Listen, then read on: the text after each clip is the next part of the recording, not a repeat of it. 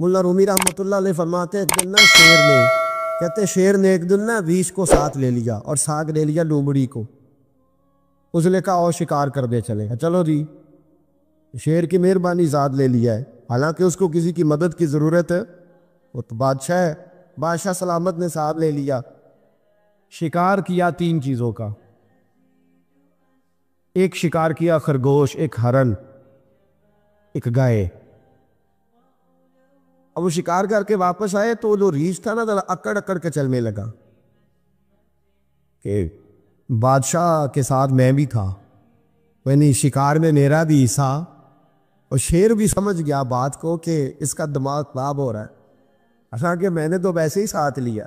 وہ ریچھ صاحب بھی نا تگڑے ہو گئے، انہوں نے کہا ہو میں ساتھ ہی تھا کہ اب بادشاہ نے تو ویسے ساتھ لیا تھا کہ چلو 2-4 آدمی مل کے تو وہ پیر بارش شاہ صاحب رحمۃ اللہ تعالیٰ علیہ سے کسی نے کہا کہ آپ کے جو شیخ ہیں، آپ کے مرشد ہیں، آپ کو بلا بلا کے مشورے لیتے ہیں، کام لیتے ہیں، تو آپ تو بڑے خوش نصیب ہیں۔ تو انہوں نے کہا ہیر ہس بولے تے دی مہربانی، ورنہ وانجے تے لاڈ ہی لڈاونے نے۔ انہوں نے کہا ٹھیک ہے، اگر اس نے مہربانی کر دی ہے تو اس میں میرا نہیں، ان کی نظر شفقت ہے۔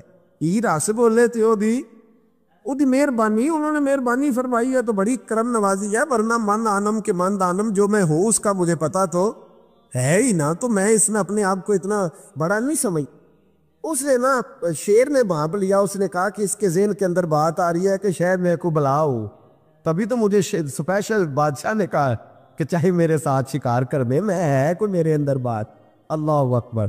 اس نے نا آ گئے، بیٹھ گئے، اس نے کہا اس سے بادشاہ نے کہ کیا کرنا ہے، اب شکار تو ہو گیا ہے، اس کے اندر تو سودا سمایا ہوا تھا نا۔ اس نے کہا جی کرنا کیا ہے، بانٹ کے کھانا چاہیے، بانٹ کے کھانا چاہیے۔ اس کو بڑا غصہ آیا، اس نے کہا اچھا تو مجھے کمزور سمجھتا ہے، میں جو چاہتا تھا کر سکتا تھا، میں نے تو عذرائے محبت تجھے عزت دی، ساتھ لے لی، یار تو بانٹ کے ہی بیٹھ کے ہے۔ اس نے کہا اچھا بانٹ کے کھانا چاہیے، کہا بالکل، کہا چلو بانٹو، پھر کیسے بانٹنا ہے؟ ہرن کا اور بکرے کا گوشت ایک جیسا ہوتا ہے، بلکہ ہرن کا زیادہ مہنگا ہوتا ہے، لذیذ ہوتا ہے۔ اب اس نے تقسیم کیسی کی جی، اس نے چلاکی کرنی چاہیے۔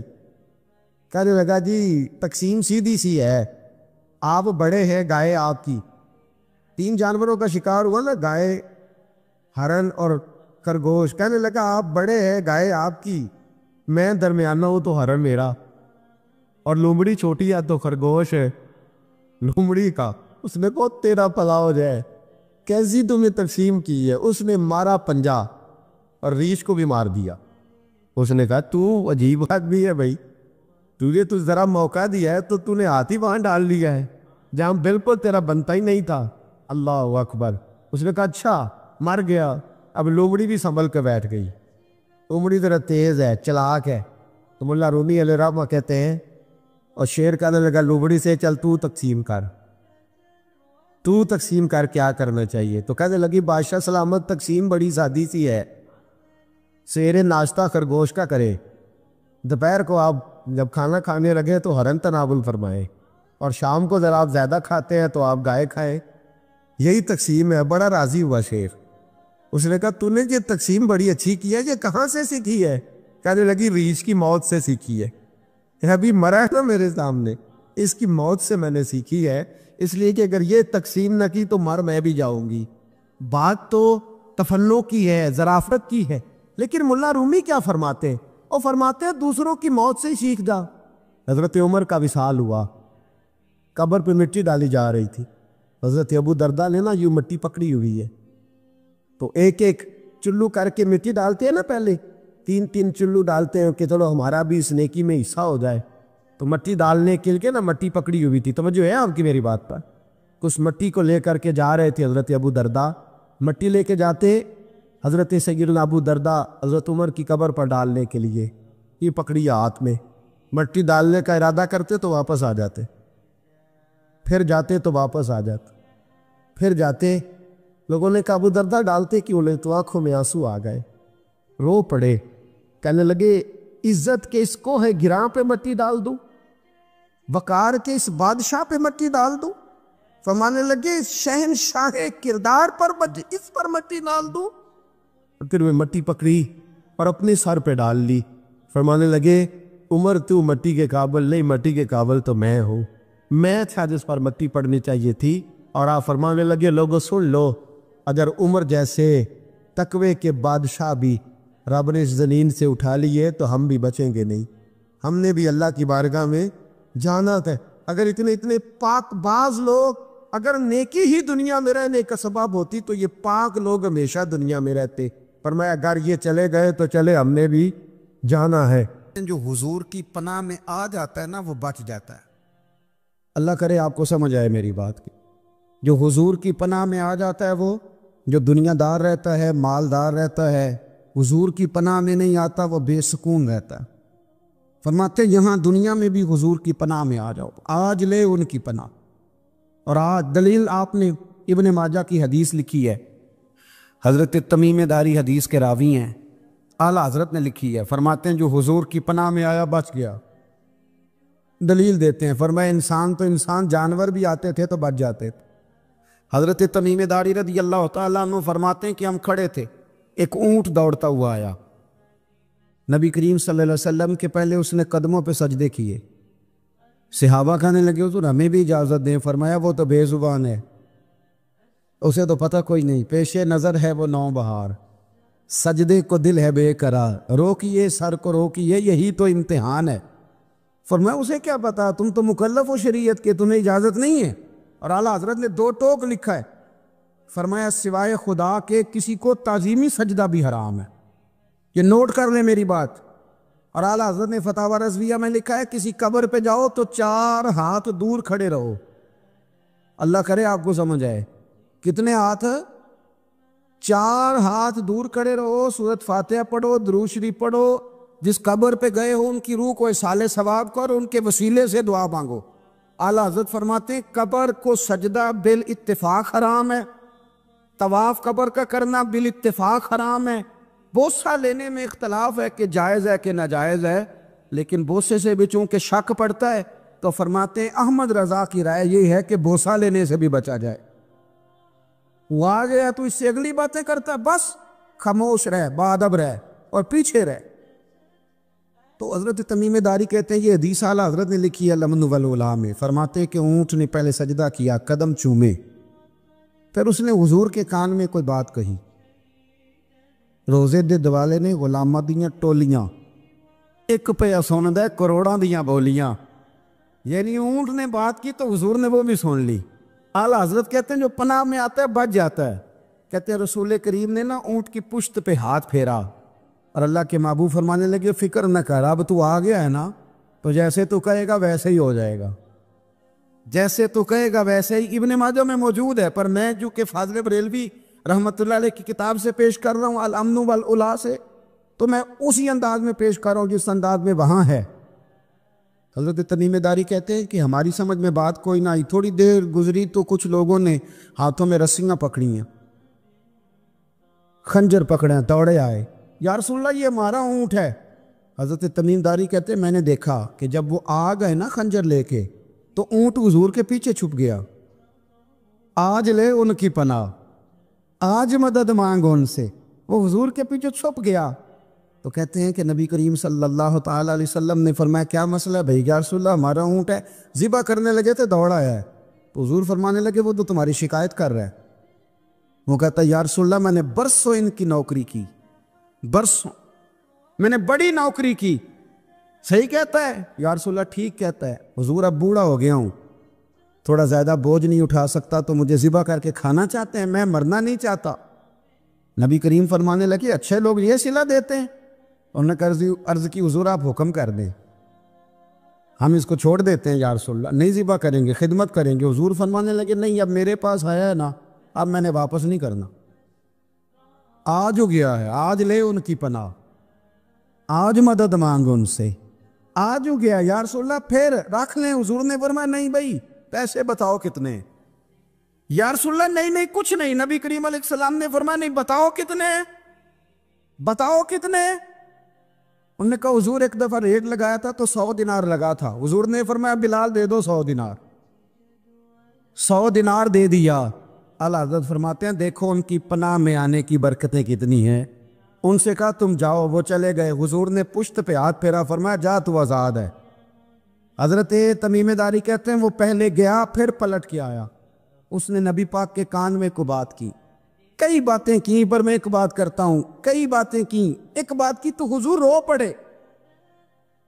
اونٹ چلا گیا، ہم نے عرض کی حضور یہ کیا کہہ گیا ہے؟ تو محبوب فرمانے لگے یہ کہہ گیا یا رسول اللہ جس طرح آپ نے مجھے چھری سے بچایا ہے، میں دعا کرتا ہوں اللہ آپ کی امت کو جہنم سے محفوظ فرمائے، اللہ جہنم سے بچائے آپ کی امت، اس طرح مجھے چھری سے آپ نے محفوظ کیا۔ اعلیٰ حضرت فرماتے ہیں کن چکروں میں پڑے ہوئے ہو، کن چکروں میں؟ پیسوں کی پناہ لیتے ہو، عہدوں کے پیچھے چھپتے ہو، دولت کے پیچھے چھپتے ہو، تعلقات کے پیچھے چھپتے ہو، فرمایا مصیبت آئے گی تو یہ سارے ہٹ جائیں گے۔ اگر پناہ لینی ہے تو مدینے والے محبوب کی پناہ لو، دروازے رسول پہ آؤ، نبی کریم کی بارگاہ میں جھکو، حضور سے پیار کرو۔ اعلیٰ حضرت فرماتے ہیں محبوب کا ادب کرو، رسول اللہ کی غلامی کرو۔ فرماتے ہیں پھر کے گلی گلی تباہ، ٹھوکریں سب کی کھائے کیوں، دل کو جو عقل دے خدا تو تیری گلی سے جائے کیوں۔ اور فرمانے لگے جان ہے عشق مصطفیٰ، روز فزوں کرے خدا، جس کو ہو درد کا مزہ وہ ناز دوا اٹھائے کیوں، جس کو ہو درد کا مزہ وہ ناز دوا اٹھائے کیوں۔ انہوں نے محبوب کریم کی محبت کا پیغام دیا، صحابہ کی محبت کا، بولیے صحابہ کی محبت کا پوری کتاب لکھی حضرت صدیق اکبر جناب عمر کے فضائل پر۔ اور مزے کی بات یہ ہے کہ اعلیٰ حضرت نے نا اردو شاعروں میں سے کسی کو توفیق نہیں ہوئی حضور کو شہنشاہ کہنے کی، اعلیٰ حضرت نے کہا میرے نبی شہنشاہ ہیں۔ دلیل کیا دی؟ فرمانے لگے پڑھو ترمذی، حضور نے فرمایا میرے 2 وزیر زمینوں میں ہیں، 2 آسمانوں میں ہیں۔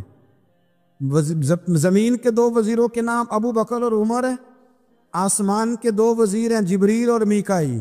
اعلیٰ حضرت کہنے لگی حضور وزیر تو کسی شہنشاہ کے ہی ہوتے ہیں، پھر کہہ لو نا شہنشاہ۔ تو پھر فرمانے لگے حاجیو آؤ شہنشاہ کا روضہ دیکھو، حاجیو آؤ شہنشاہ کا روضہ دیکھو، کعبہ تو دیکھ چکے اب کعبے کا بھی کعبہ دیکھو، کعبہ تو دیکھ چکے اب کعبے کا بھی، غور سے سن تو رضا کعبے سے بھی آتی ہے صدا، میری آنکھوں سے میرے پیارے کا روضہ دیکھو۔ اعلیٰ حضرت نے ساری زندگی اور صحابہ کرام کی بات کی، اہل بیت کی بات کی، اولیاء کی بات کی، صوفیاء کی بات کی، دفاع کیا سب کا، سب کے شانوں میں لکھا، امت کو بتلایا کہ اپنے بزرگوں سے جڑے رہو گے تو بچے رہو گے۔ اعلیٰ حضرت نے طنز کرنے سے، تنقید کرنے سے، بلا وجہ غلطیاں نکالنے سے اور ایک دوسرے پر لان تان کرنے سے ہمیں بچنے کو کہا۔ اعلیٰ حضرت فرماتے ہیں کوئی علم اگر آ جائے نا تو اس کا معنی یہ نہیں کہ سب کو جاہل سمجھ لینا چاہیے۔ سمجھ آ رہی ہے میری بات کی؟ ہم جس شعبے میں بھی ہوتے ہیں نا سامنے والے کو ان پڑھ ہی سمجھتے ہیں۔ مولویوں کے بارے میں بعض لوگوں کا خیال ہے کہ یہ پتہ نہیں کون سی مخلوق ہے، ان کو کیا پتا دنیا داری کا۔ میں صحیح کہہ رہا ہوں۔ اسی طرح جو میرے شعبے سے تعلق رکھنے والے لوگ ہیں وہ کہتے ہیں شاید سارے تاجر 2 نمبر طریقے سے ہی مال کماتے، یہ ہو نہیں سکتا، ایسا ہو نہیں سکتا۔ ہمیں نا دوسروں کی اہمیت کی خبر رکھنی چاہیے، ہم ایک دوسرے سے پیار، ہم طنز کرتے ہیں، تنقید کرتے ہیں۔ فاضل بریلوی منع کرتے تھے، آپ فرماتے یہ طریقہ درست، ہم جب غلطیاں نکالنے پہ جاتے ہیں تو معاذ اللہ اتنا اوپر بن جاتے ہیں کہ معاذ اللہ ثم معاذ اللہ اللہ رسول تک پہنچ جاتے ہیں۔ اعلیٰ حضرت کے زمانے میں ایک شخص نے کہہ دیا نبی پاک کا خیال آئے تو نماز ٹوٹ جاتی۔ عقل ہے نا جی، جہاں مرضی لے جاؤ۔ وہ کہنے لگا جی میں نے خالص اللہ کے لیے پڑھنی ہے نا فلسفہ جی، نبی پاک کا خیال آئے تو نماز ہے۔ اعلیٰ حضرت فرمانے لگے تو بڑا ہی پاگل ہے، جب تو کہے گا السلام علیکہ ایھا النبی، خیال آئے گا کہ نہیں؟ فرمانے لگے تو بڑا ہی نادان ہے، جب تو کہے گا اللہم صلی علی محمد وعلی، خیال آیا کہ نہیں آیا؟ فرمانے لگے تو نبی پاک کی بات کرتا ہے، نماز میں تو ابا اماں کا بھی خیال آتا ہے، ربنا اغفر لی ولی، فرمانے لگے ربے کے خیال سے نہیں ٹوٹتی تو مدینے والے کے خیال سے کیسے ٹوٹ گئی؟ فرمانے لگے بڑا ہی بیوقوف ہے تو۔ اعلیٰ حضرت فرمانے لگے تو کہتے حضور کا خیال آئے تو ٹوٹ جاتی ہے؟ فرمانے لگے جب تک حضور کا خیال آئے نہ نماز ہوتی نہیں، جب تک حضور کا خیال نہ آئے نماز ہوتی نہیں، سوال ہی نہیں پیدا ہوتا۔ لوگوں نے کہا جناب وہ کس طرح؟ تو اعلیٰ حضرت فرمانے لگے اللہ نے کہا قرآن میں واقعی الصلاۃ نماز پڑھو، یہ نہیں بتایا کتنی پڑھنی ہے، اور یہ بھی نہیں بتایا فجر کی کتنی پڑھنی ہے، یہ بھی نہیں بتایا ظہر کی، یہ بھی نہیں بتایا قیام کیسے کرنا ہے، ہمیں یہ بھی نہیں بتایا رکوع کیسے کرنا ہے۔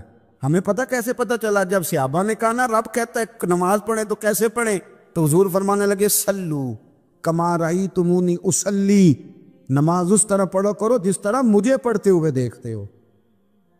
تو کہا یہ تو کیسی عجیب بات کر رہا ہے کہ نبی کریم صلی اللہ علیہ وسلم کا خیال آئے۔ اور پھر بڑی مزیدار بات، ایک شخص نے اعلیٰ حضرت سے آ کے نا اس زمانے میں نا ایک آریہ مذہب ہوتا تھا، اب اللہ کا شکر ہے وہ کوئی نہیں، اب ویسے جو بڑے نئے نئے مذہب نکل آئے ہیں، جو آدمی جتنا پڑھ جاتا ہے معاذ اللہ وہ ایک نئی بات ہی شروع کر دیتا ہے، اور جو انوکھی بات کرے اس کے پیچھے رش بھی زیادہ ہو جاتا ہے، سٹائل ذرا ہٹ کے ہو نا جی تو ذرا ماحول جلدی بن جاتا ہے۔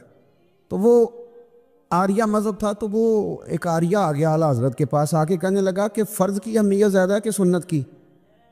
تو اعلیٰ حضرت فرمانے لگے بھئی اہمیت تو فرض کی زیادہ ہے۔ تو کہنے لگے آپ کا وضو تو پھر سنت سے شروع ہوتا ہے، وضو میں پہلا فرض ہے منہ دھونا، اور آپ سب سے پہلے ہاتھ دھوتے ہیں، یہ بھی سنت، ناک میں پانی ڈالنا یہ بھی، کلی کرنا یہ بھی۔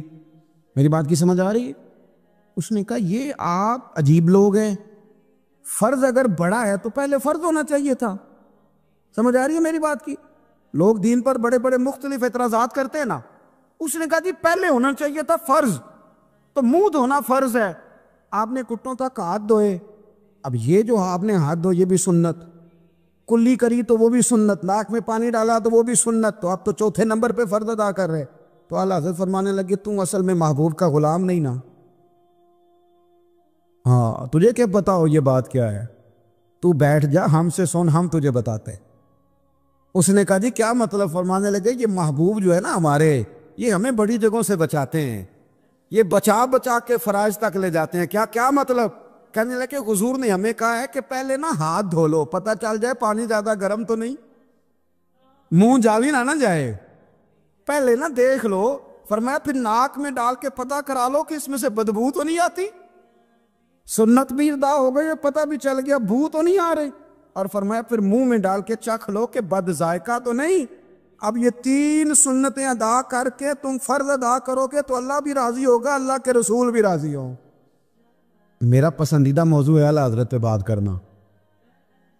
اب میں مطلب کون کون سی بات چھیڑوں اور کون کون سی چھوڑوں، آپ ذرا غور کریں۔ ان کو نا بات منوانی بھی آتی تھی۔ اعلیٰ حضرت کا فتویٰ ہے کہ جمعے کی دوسری اذان جو ہے نا وہ خطیب کے سامنے کھڑے ہو کے نہیں دینی چاہیے، باہر دروازے پہ دینی چاہیے۔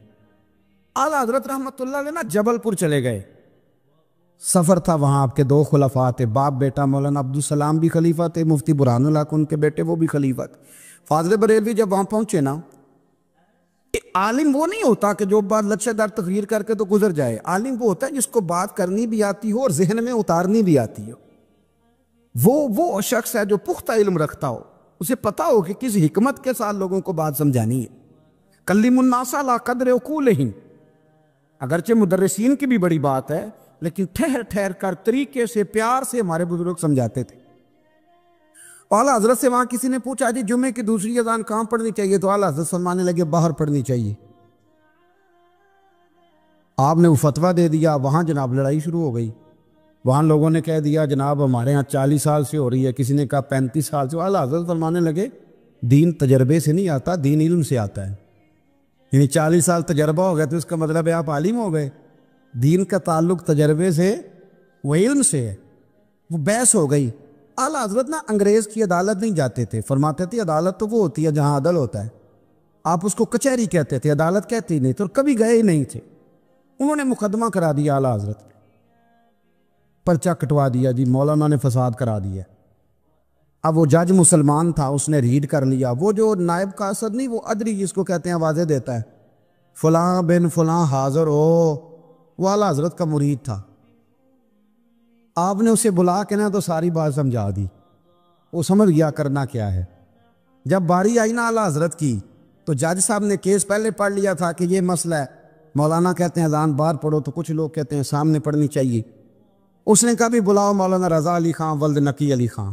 وہ کہنے لگا کھڑا ہو کے نا جج کے سامنے کانوں میں دونوں بالکل جج کے آواز دینی تھی نا باہر جا کے، تو جج صاحب کے سامنے جج صاحب کی طرف منہ کر کے کہنے لگا مولانا رضا علی خان ولد نقی علی خان حاضر ہو، اور جج کہنے لگا بیوقوف باہر جا کے کہنے لگے یہی تو میرے پیر کہتے ہیں، یہی تو وہ فرماتے ہیں کہ خطیب تو آیا بیٹھا جمعہ پڑھانے، وہ تو آیا ہوا ہے، باہر جا کے کہے جو نہیں آئے انہیں بھی پتہ چل جائے کہ جمعہ پڑھنا ہے، یہی تو وہ کہتے ہیں۔ وہ جج کہنے لگا مولانا کو آنے کی ضرورت نہیں، وہ جو بھی کہہ رہے ہیں ٹھیک ہی کہہ رہے ہیں، وہ ٹھیک کہہ رہے ہیں جو بھی کہہ رہے ہیں۔ انہوں نے فکری طور پر لوگوں کی تربیت کی، انہیں بات سمجھانے۔ ایک مولانا نے کہہ دیا کہ نبی پاک صلی اللہ علیہ وسلم کو تو غیب کا علم ہی نہیں، تو اعلیٰ حضرت فرمانے لگے تو بتا اگر نہ ہو حضور کو غیب کا علم تو تیرا کیا فائدہ ہے؟ سوچنے کی بات ہے نا بھائی، کوئی اختلاف نہیں، لیکن کسی کا کیا نقصان ہے اگر اللہ اپنے نبی کو غیب کے خزانوں کی چابیاں دے؟ ہے کسی کا نقصان؟ عجیب فلسفہ ہے نا۔ میں سفر کرتا رہتا ہوں تو بچے میپ لگا لیتے ہیں، اس کو غیب ہے کدھر جانا کدھر نہیں جانا، لے جاتا ہے کہ نہیں؟ لیفٹ ہو جاؤ رائٹ ہو جاؤ، کس نے بتایا اسے؟ اس کی بات ماننا اسلام کے کفر۔ اللہ اکبر، الجھ گئی نا بات۔ پھر وہ بتاتا ہے کہ آپ 5 گھنٹے 4 منٹ میں فلان جگہ پہنچ جائیں گے، تو اتنی دیر میں بندہ پہنچ جاتا ہے این ٹائم پہ، تو یہ بات ماننا اسلام کے کفر۔ لیکن مجھے افسوس اس بات کا ہے کہ ڈاکٹر کا الٹرا ساؤنڈ ماننے والے، میپ کی باتیں ماننے والے، کل اتنے بجے بارش ہو جائے گی یہ ماننے والے، اگر کہا جائے کہ رسول پاک نے یہ غیب کی خبر دی ہے تو لوگ اڑ جاتے ہیں۔ اعلیٰ حضرت فرماتے ہیں یوں نہ کرو، جسے کوئی سائنسدان پڑھائے اگر وہ بہت ساری باتیں بتا سکتا ہے تو جسے رب رحمان پڑھائے، رحمان علم القرآن خلق الانسان۔ میں تم بات ہی نہیں مانتے؟ فاضل بریلوی نے الدولت المکیہ پوری کتاب لکھی ہے، اور آپ فرماتے ہیں اللہ نے سب سے زیادہ غیب کی خزانوں کی چابیاں اپنے نبی کو عطا فرمائی ہے۔ تو آپ نے ہر محاذ پر حضور کی شان بیان فرمائی، نبی پاک کی عظمتوں کے تذکرے کی۔ آپ نے فرمایا کہ اولیاء اللہ، صوفیاء، بزرگ، ان پر تنقید نہ کرو۔ ہمارا نا آج مزاج بن گیا ہے، میں اکثر کہتا ہوں کہ لوگوں کا ذائقہ خراب ہو گیا ہے۔ یہ جو لوگ کہتے ہیں نا نماز میں دل نہیں لگتا، محفل میں سرور نہیں آتا، ہم جب اینک تنقید کی لگا کے جاتے ہیں تو کیسے مزہ آئے گا؟ جب ہم سامنے والے کو اچھا ہی نہیں سمجھ رہے، سب سے اچھے ہم خود ہیں۔ میں اکثر کہا کرتا ہوں کہ جب تک ہم تھوڑا سا نیچے بیٹھ کے اوپر نہیں نہ دیکھتے، بندے ہمیں بڑے نظر نہیں آئیں گے، چھوٹے چھوٹے نظر آئیں گے۔ ہم ہمیشہ اوپر کھڑے ہو کے نیچے دیکھتے۔ مہربانی فرمائیں۔ بڑی شاندار بات لکھی اعلیٰ حضرت بریلوی نے ملفوظات شریف میں۔ آپ فرماتے ہیں 2 بڑے زبردست قاری تھے، تلفظ اچھا ہی ہونا چاہیے، لیکن اس کا یہ مطلب نہیں کہ پھر آپ سب پہ تنقید ہی کرتے رہیں۔ اعلیٰ حضرت فرماتے 2 قاریوں نے نا ایک بزرگ کے پیچھے نماز پڑھی، تو ان کے نا کچھ قواعد مستحب، کچھ قواعد ٹھیک نہیں تھے، تو کہنے لگے شہرت تو بڑی سنی تھی پر بابے کو تو قرآن بھی صحیح نہیں پڑھنا آتا۔ یہ اعلیٰ حضرت نے لکھا ہے، چھوڑو جو یہ بھی کو بلی ہے۔ فرماتے ہیں بس مستحب قواعد ٹھیک نہیں تھے، جو چیزیں ضروری ہیں وہ ٹھیک پڑھتے تھے بابا جی۔ اب ان دونوں نے تنقید کی دل میں، اور باہر نکل ایک دوسرے سے کہنے لگے یار کتنا سوچ کے آئے تھے پر یہ تو قرآن پاک بھی ٹھیک نہیں پڑھتے۔ اب موسم تھا تھوڑا سا ایسے ہی معتدل موسم تھا، نہ زیادہ گرمی تھی نہ زیادہ سردی تھی، قریب ایک جھیل تھی، کپڑے اتارے، تہمتیں باندھی اور جھیل میں گھس گئے نہانے کے لیے۔ ایک شیر آیا تو کپڑے اٹھا کے لے گیا۔ اب بندہ پانی میں کتنی کو دیر رہ سکتا ہے؟ موسم بھی معتدل تھا، بڑی گرمی بھی بندہ زیادہ نہیں رہ سکتا، ٹھٹھرنے لگے، پریشان ہو گئے، کانپنے لگے، جائیں تو کدھر جائیں، بڑے پریشان۔ اب شیر بیٹھا ہے سامنے اور پہاڑی کے اوپر وہ بیٹھا، کپڑے لے کے اعلیٰ حضرت فاضل بریلوی رحمۃ اللہ تعالیٰ علیہ فرماتے ہیں کسی نے جا کے بزرگوں کو بتایا کہ وہ آپ کے مہمانوں کے کپڑے لے گیا شیر، تو ٹھٹھر رہے۔ وہ بزرگ آئے اور آ کے نا تو شیر کو آواز دی، اللہ ہر مشکل دی کنجی یارو ہاتھ مرداں دے آئی۔ شیر کو آواز دی، کہنے لگے ادھر آئے نا، وہ آیا پہ تھپکی دی۔ فاضل بریلوی نے حقوق والدین پہ لکھا، حقوق اولاد پہ لکھا، استاد کے حقوق پہ لکھا، شاگرد کے حقوق پہ لکھا، اعلیٰ حضرت نے پڑوسیوں کے حقوق پہ لکھا، فاضل بریلوی رحمۃ اللہ نے پیر اور مرید کے حقوق پہ لکھا، اعلیٰ حضرت نے شرطیں بیان کی مرید کس کا ہونا ہے، شرائط فرمایا سب سے پہلے 4 شرطیں دیکھو پھر بیعت کرنا۔ پہلی بات یہ کہ وہ بندہ اتنا عالم ہے کہ ضرورت کے مسئلے بتا سکے، جاہل کی بیعت جائز نہیں، اور دوسرے نمبر پہ فرمایا یہ بھی دیکھو کہ اعلانیہ گناہ تو نہیں کرتا، ظاہری طور پر شریعت کا پابند ہے۔ تیسرے نمبر پر یہ دیکھو اس کا سلسلہ متصل ہے، باقاعدہ کسی سے مرید ہوا ہے، سلسلہ اوپر تک صحیح چل رہا ہے۔ اور فرمایا چوتھا یہ ضرور یاد رکھنا کہ خلیفہ مجاز ہو، کسی شیخ کامل نے اسے اجازت بھی اپنی مرضی سے نہ بن کے بیٹھ گیا ہو کہ مجھے تویز مل گئے ہیں، یہ نہ ہو۔ فرمایا ان چیزوں کو دیکھو اور پھر پوری پابندیاں لگائیں۔ کسی نے پوچھا پیر اور مریدنی کا پردہ ہے؟ تو اعلیٰ حضرت فرمانے لگے نبی پاک کی جو بیویاں ہیں نا وہ مومنوں کی مائیں ہیں، ان کو قرآن نے مائیں کہا ہے، تو اگر اس ماں کا بیٹے سے پردہ ہے تو پھر مریدنی کا پیر سے پردہ کیوں نہیں؟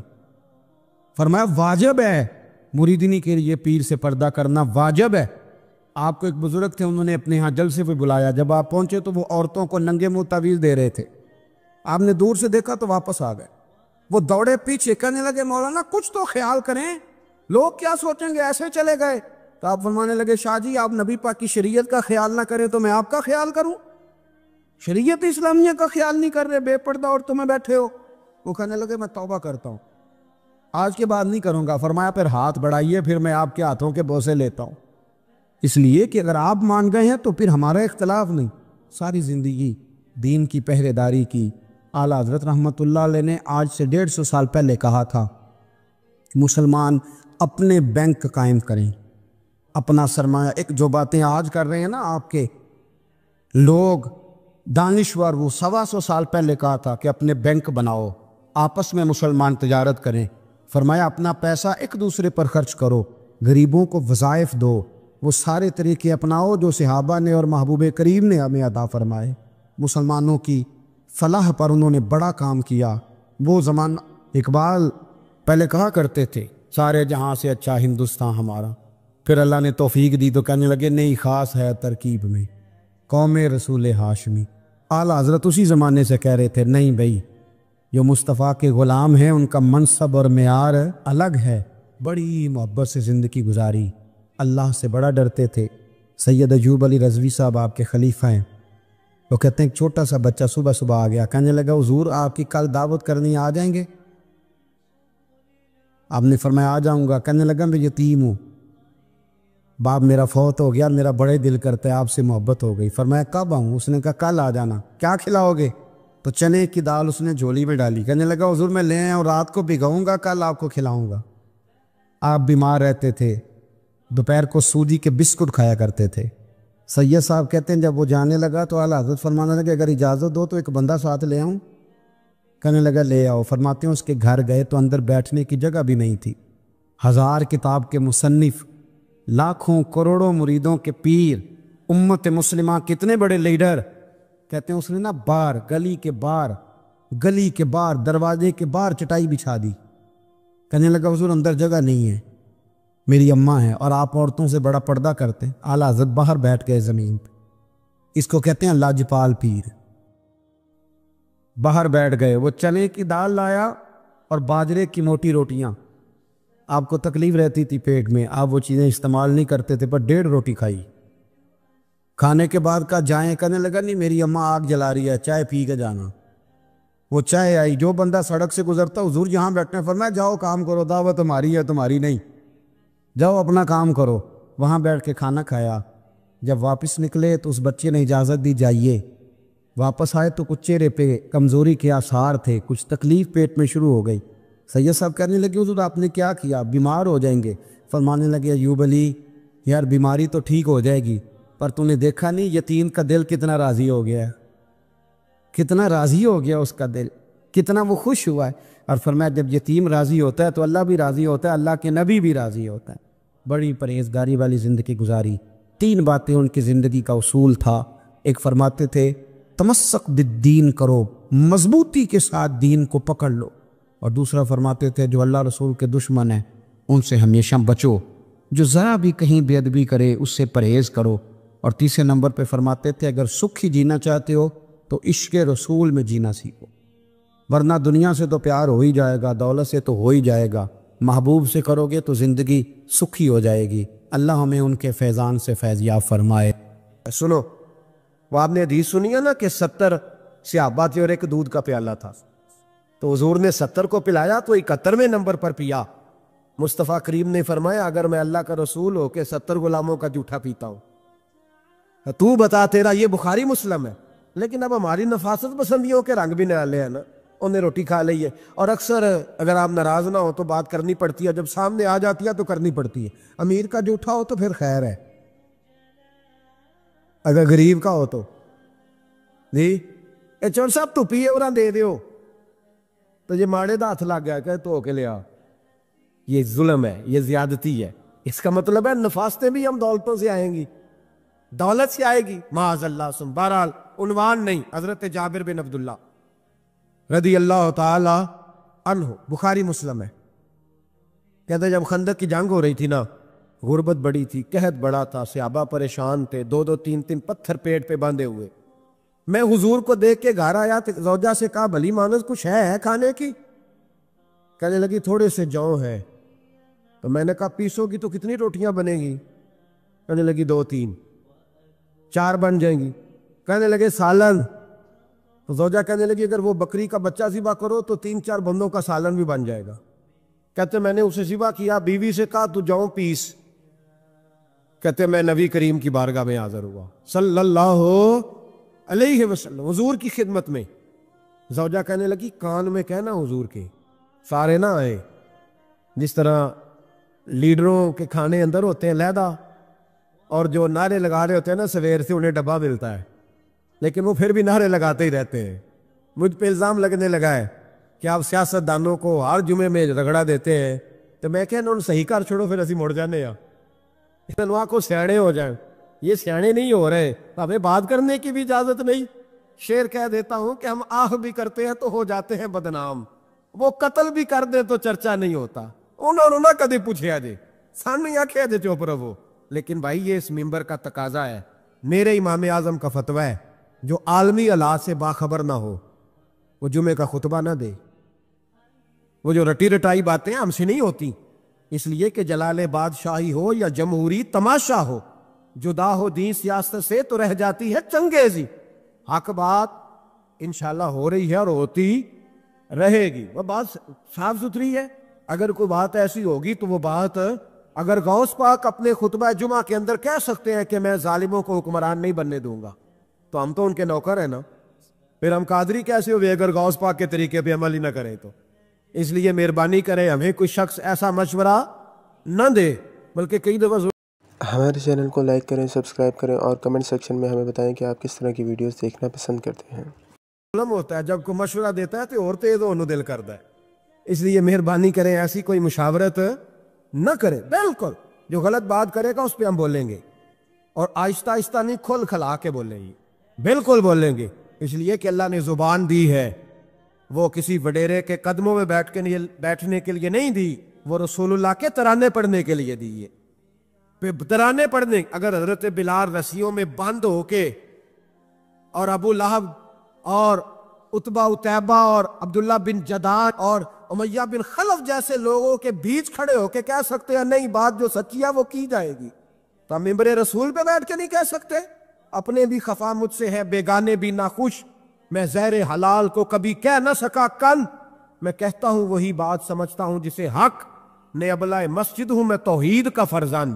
اس لیے کوئی شخص یہ نہ سمجھے، ہاں یہ بات علیحدہ ہے کہ ہمارا سیاسی ایجنڈا کوئی نہیں، ہمارا ایجنڈا رسول اللہ کی نوکری ہے صلی اللہ علیہ، سیاسی ایجنڈا کوئی نہیں۔ اللہ کے فضل کی محبت تو سیاست کا چلن چھوڑ دیا، ہم اگر عشق نہ کرتے تو حکومت کرتے، وہ بات علیحدہ ہے۔ بہرحال عام دام برسر مطلب حضرت جابر بن عبداللہ رضی اللہ تعالیٰ عنہ کہتے ہیں زوجہ نے کہا کان میں کہنا، میں نے کان میں جا کے کہا حضور 2 4 بندوں کی روٹی ہے آ جائے کھانا کھا لے۔ وہ والا رنگ نہیں تھا نا کہ لیڈروں کا کھانا اور کارکنوں کا کھانا چلو اور گل کر لینے ہیں، پیران دی یخنی تے روٹیاں پہ ہو کے کہندے حضرت جی بیمار نے تے مرید لنگر کھانے دے چ شفا ہے، تے میں کہا تم ہی کھا مار تینوں بھی شفا ہو جائے گی، تو آپ لے لیو تے چوری پکائی اندر۔ یہ رنگ وہاں نہیں تھا۔ میرے نبی پاک سید عالم صلی اللہ تعالی علیہ وسلم کے کان میں کہا حضور 4 5 بندوں کی روٹی ہے۔ حضور باہر نکلے خندق سے، باہر نکل کے فرمایا چلو بھئی سارے، جابر نے کھانا پکایا ہمارا۔ حضرت جابر کہتا ہے میں نے دوڑ لگائی گھر آ گیا، اور میں نے کہا تجھے تیری مار ہوئے، حضور تو 1000 سے زیادہ بندہ لے کے آ رہے ہیں. تو کہتی تو نے کہا نہیں تھا نبی پاک سے 4-5 بندوں کا ہے. حضرت جابر کی زوجہ کا عقیدہ سنو. کہنے لگے میں نے تو کان میں کہا تھا, دوسرے نے سنا بھی نہیں, وہ تو حضور نے کہا سارے چلو. تو کہتے زوجہ مجھے تسلی دینے لگی, کہنے لگی بس پھر جو نبی آ رہے ہیں وہ انتظام بھی کرائیں گے, جو آ رہے ہیں وہ انتظام بھی.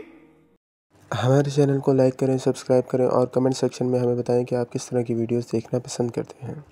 کرائیں گے. کیا کہا مولانا حسن رضا نے, قلم توڑ دیے. کہنے لگے آج جو عیب کسی پر نہیں کھلنے دیتے, آج جو عیب کسی پر نہیں کھلنے دیتے, ارے کب وہ چاہیں گے میری حشر میں رسوائی ہو, دل میں ہو یاد تیری کوچائے تنہائی ہو, پھر تو خلوت میں عجب انجمن آرائی ہو. کہتے حضور آئے 1000 سے زیادہ کا لشکر لے کے, اور مجھے فرمانے لگے روٹیاں نہ پکانا, پہلے آٹا میرے پاس لاؤ, اور چولہے سے کھانا نہ اتارنا, مجھے لے جاؤ. کہتے میں نے سالن بھی پیش کیا, روٹیاں بھی. حضور نے تھوڑا سا لواب دہن آٹے میں ڈال دیا, لواب دہن تھوڑا سا لواب دہن ہنڈیا میں ڈال دیا. فرمایا اب نکالتے جاؤ اور کھاتے جاؤ, میرا جوتا ہو گیا, اب نکالتے جاؤ. حضرت جابر ابن عبداللہ کہتے ہیں 1400 بندے نے کھایا, ہمیں نہیں پتا روٹیاں کدھر سے آئی, اتنی برکت ہوئی پتہ نہیں کدھر سے آئی, سالن پتہ نہیں کدھر سے آیا. کہتے ہیں سارے سیر ہو کے کھا لیا تو فرمایا چلو بھی جاؤ جا کے کام کرو. مجھے فرمانے لگے اب تو بھی کھا, آ جا بچے بھی بلا. کہتے سب نے کھایا. حضور اٹھ کے جانے لگے تو فرمایا ذرا روٹیاں دیکھ, پہلے زیادہ تھی کہ اب زیادہ ہے, ذرا دیکھنا سالن پہلے زیادہ تھا کہ اب زیادہ ہے. تو میں نے کہا نہیں حضور پہلے سے زیادہ ہے, میرے محبوب کے تبرک میں اتنی برکت ہے. تو حضور کے وجود سے جو چیز لگ جائے تو اسے قیمتی نہیں سمجھتا. کہاں بیٹھ کے دین پڑھا ہے, یا ہمیں سمجھا لے یا پھر ہم تجھے سمجھائیں. صحیح تینوں سمجھائیے تو صحیح کر کے سمجھائیے. ان لوگوں کو گمراہ کرتے ہو, اتنا غلط نظریہ, اس قدر غلط ہو. میں نا غار ثور پہ چڑھنے لگا تو مجھے وہاں ایک نیچے صاحب مل گئے, کہنے لگے کی لین چلے ہو.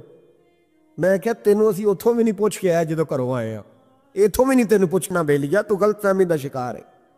کہنے لگا وہ تو حضور تو کام سے گئے تھے, آپ کو کیا کام ہے. میں کہ ایسے لئے ٹائم نہیں تیرے نہ گل کرن دا, اس وجہ سے کہ سانوں تے غار ثور پہ یاد ہوں دیئے. واپس آ گئے, عام آدمی تھا, خیر وہ کہیں سے آیا ہوا تھا, اردو بولتا تھا. تو میں ایک عمرہ کرنے کے لیے جارانہ سے واپس آیا تو طواف ہم کر رہے تھے, وہ بھی مجھے نظر آ گیا دوڑتا ہوا. میں انہوں بات مار لی, میں کیا حضرت حاجرہ تے پانیاں سے دوڑیا سانتے تو کا تو چھالا ماری پھر دے, او پیائی کولر تے جا پی رام کر جا کے. کہندے نہیں انہوں دی ادا تے ادا کرنی ہے. تو میں کہا اگر تو حضرت حاجرہ دی ادا کرنی تے اسی حضرت ابو بکر صدیق دی ادا کرنی.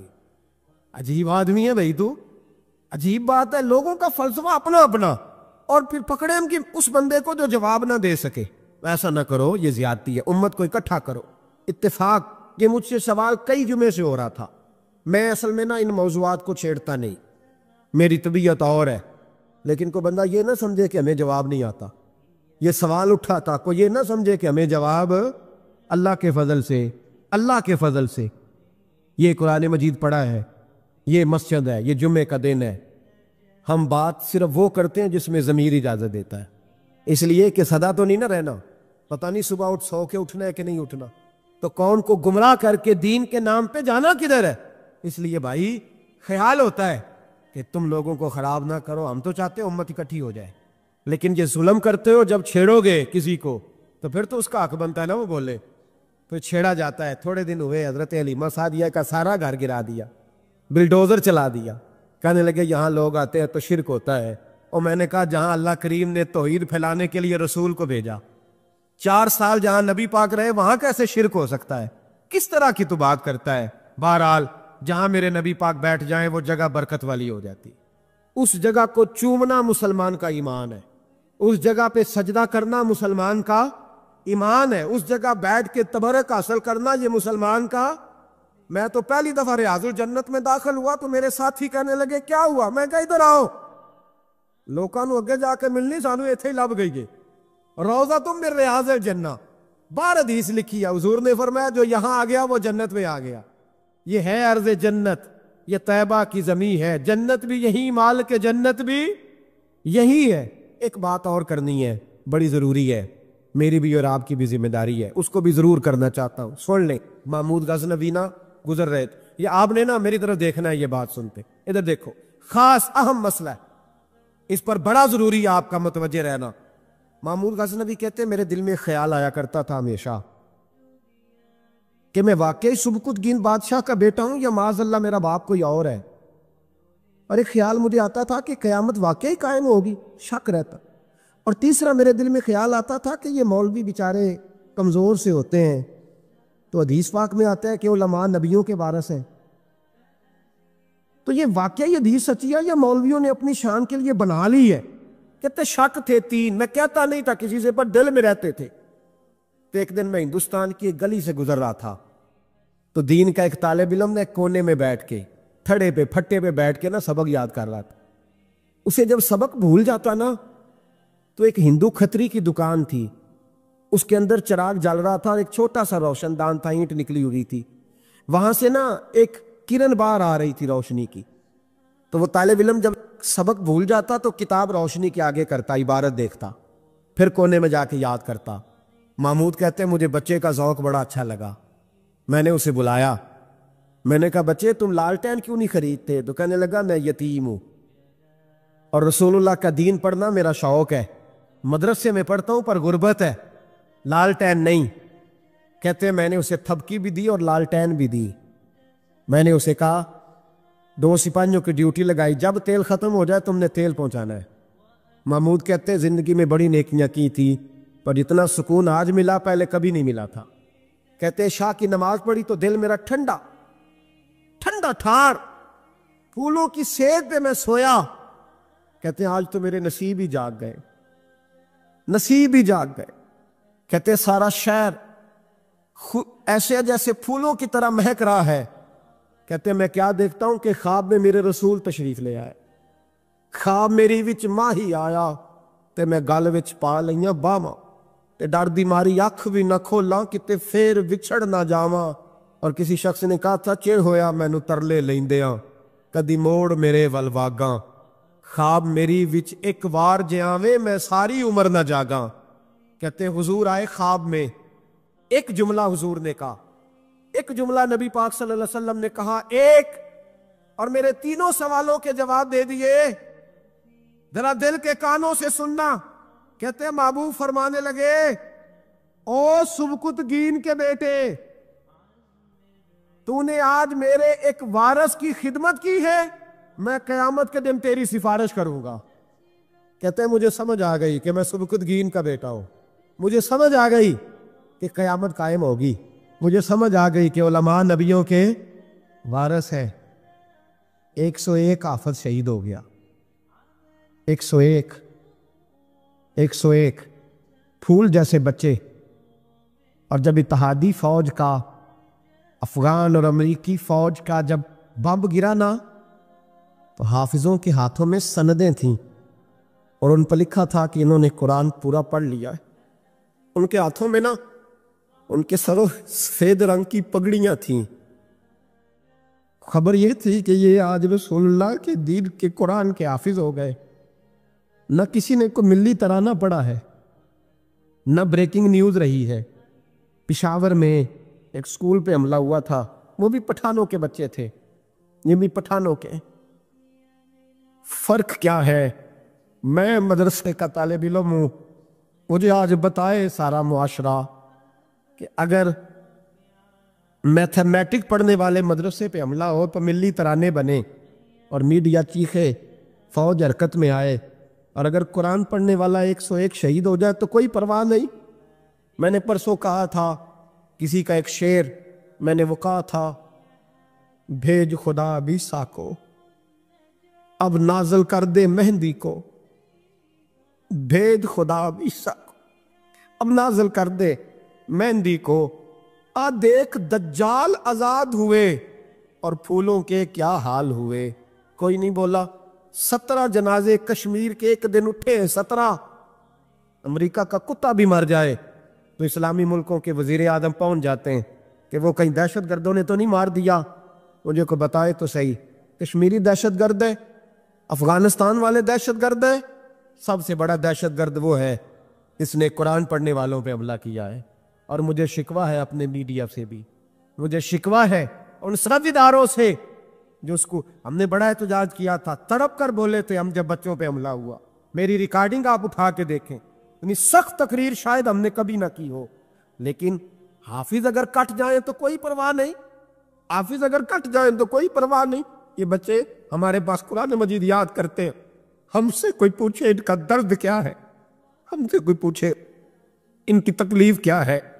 वो हाफिज जितने 4 साल लगा के एक टांग पे बैठ के पूरा कुरान याद किया, एक टांग पे, और जिस दिन उसका मुकम्मल हुआ तुमने बम से उसकी बोटियां बखेर दी।